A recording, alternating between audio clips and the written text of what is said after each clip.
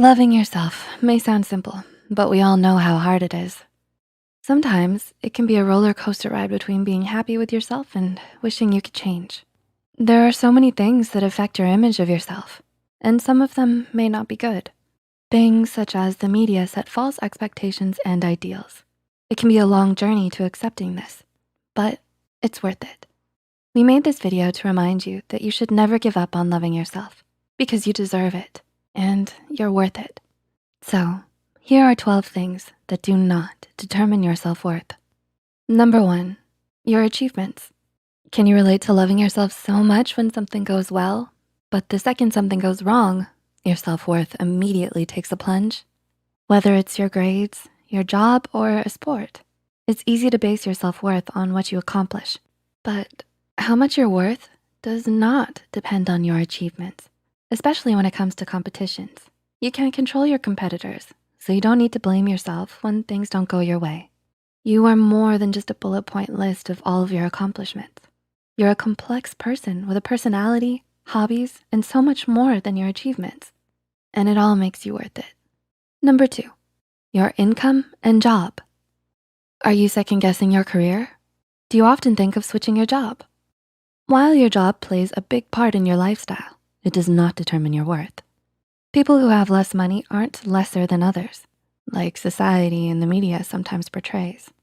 Your job and income are sometimes the result of your situation. There are so many factors that influence them, like location, the economy, and competition. So they aren't really a reflection of who you are. Number 3, your childhood. Do you avoid thinking about your childhood? Do the memories make you uncomfortable?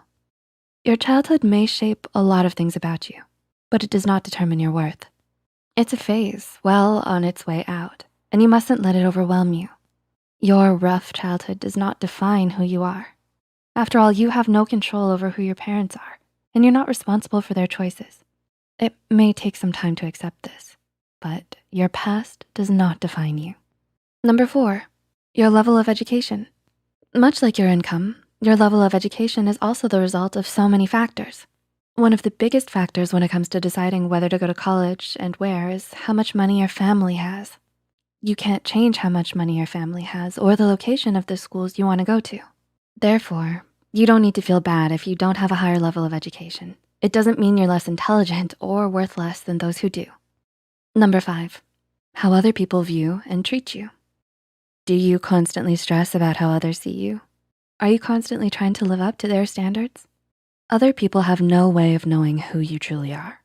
While family and friends may have a good idea of it, only you fully know yourself. Knowing this, your self-worth isn't based upon others' limited and sometimes biased opinions of you. You cannot control what other people think, nor how they act. Similarly, don't base your value upon something completely up to others. Trying to please others will ultimately lead you to being miserable. So try not to stress yourself out with other people's opinions, even if it is difficult. Number 6, other people's achievements. Do you compare your achievements to other people's? It's okay because everyone does that occasionally. It's so easy to look at what you've done and compare it to someone else's achievements, especially when the internet gives you access to everyone's amazing lives. It may be hard to internalize, but what other people do doesn't define you. You can't control others, so the only thing you can do is try your best. Regardless of the result, trying your best is enough. After all, everyone is different with varying skill sets and experiences, so it's no use comparing two completely unique people. Number 7, your appearance. Are you unhappy with some physical feature of yours? Is there anything you wish you could change about your appearance? Chances are the answer is yes. Almost everyone wants what someone else has, which is the sad truth, especially living in today's society.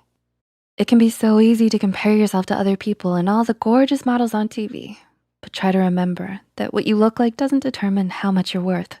You've probably heard it before, and we know how hard it is to accept and internalize, but it's true. You don't need to feel bad because you might not look the way the people on the TV do, because everyone is beautiful in their own unique way. Number 8, your relationship status. Are you still looking for the one, but it seems like everyone you know is getting hitched? Nowadays, there's so much pressure to have a significant other and a picture-perfect relationship. It can feel as if you constantly need to be pursuing someone out of fear of being a desperate, lonely single. However, there's nothing wrong with being single. It doesn't make you less of a person because it means you're taking more time to focus on yourself and what you wanna do.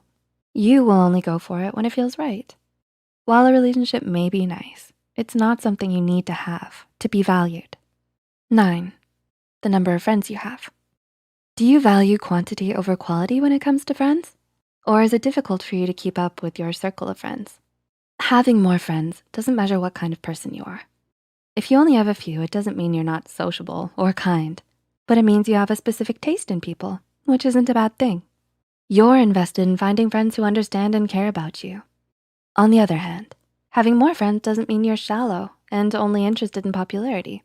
It means that you're friendly and open to new people. The number of friends you have doesn't say anything about your self-worth. Rather, it's the quality of your friends that really matters. 10, your social media status. Are you an avid scroller? Do you post on social media habitually or occasionally? With the amount of emphasis on social media, the world seems to revolve around how many likes you get. There is so much pressure to have a picture-perfect, aesthetically pleasing life. However, your worth is not measured by how many people like your posts. Social media is for sharing parts of your life and forming connections with people. So while getting likes may give you satisfaction, it doesn't determine your self-worth. Social media should be fun and uplifting, not a tool to gain validation. You are valid and worthy, regardless of your social media status. Number 11, your age. Both old and young people are often judged due to their age. People may think all young people are reckless and selfish, while all older people have their whole lives figured out.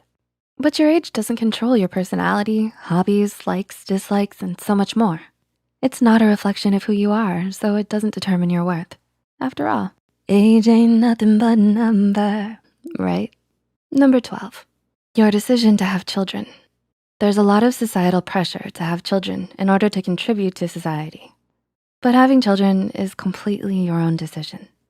Not having children doesn't make you less worthy than others who do, because it's a major decision that affects you most of all. So it should be up to you. Remember, your decision is valid and valued either way. In the end, you're the only one who determines your self-worth. Cliché, but it's true. Not anyone or anything else, whether it be money, family, or friends. It may be hard, but just try to remember that you are more than any single aspect. We hope we were able to give you insight into some of the things that you shouldn't base your worth on. Do you use any of these things to measure your self-worth? If so, that's okay. We've all been there before, and we're here for you. Leave a comment down below and share any experiences and thoughts you have as well. If you find this video helpful, be sure to hit the like button and share it with those out there still struggling with their self-worth. Don't forget to subscribe to Psych2Go and hit the notification bell for more new videos. Thanks for watching, and we'll see you soon.